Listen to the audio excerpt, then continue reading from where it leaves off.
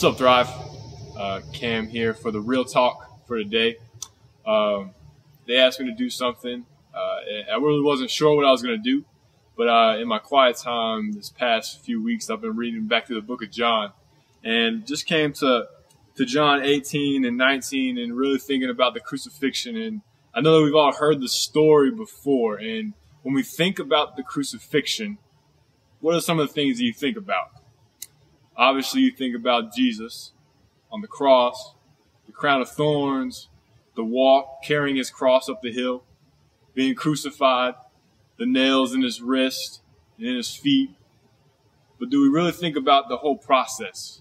You know, we can take it from the garden to when he was finally buried and rose again. But one of the things that I want to focus on that really caught my attention, and it really never caught me before, but it did this time when I read it, was the whole transaction between Jesus and Pilate. When the Jews released Jesus over to Pilate and they asked him to judge him, Pilate had a very unique perspective on what was going on. And it was just kind of cool to read through this.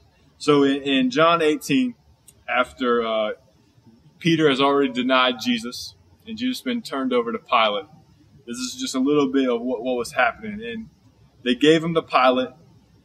And this is the interaction here in verse 13. So Pilate entered his headquarters again and called Jesus and said to him, "Are you the king of the Jews?" So he's asking. Pilate is just wondering. He starts asking these questions. Are you the king of the Jews? And Jesus answers, do you say this of your own accord, or is this what people are saying about me? And then Pilate says, I am a Jew. Your own nation and the chief priest has delivered you over to me. What have you done? And Jesus goes on to say, my kingdom is not of this world. If my kingdom were of this world, my servants would have been fighting, that I might not be delivered over to the Jews. But the kingdom is not from the world. Then Pilate said to him, so are you a king? And Jesus answered, you say that I am a king. For this purpose I was born, and for this purpose I have come into the world, to bear witness to the truth. Everyone who is of the truth listens to my voice. And then this next question that Pilate answers is one that really hit me. Pilate is seeking. He hears the answer. He's talking to Jesus. He eventually washes his hand clean of the whole situation. But this one question that Pilate asks Jesus, what is truth?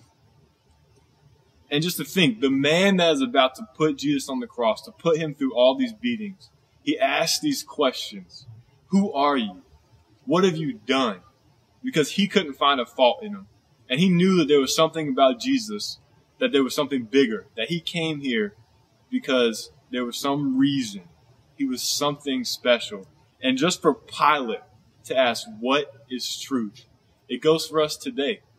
You know, I would like to think that from that question, he went on to wash his hands of this, tell the Jews, you know, I can't do this. This is not of me. This is your choice.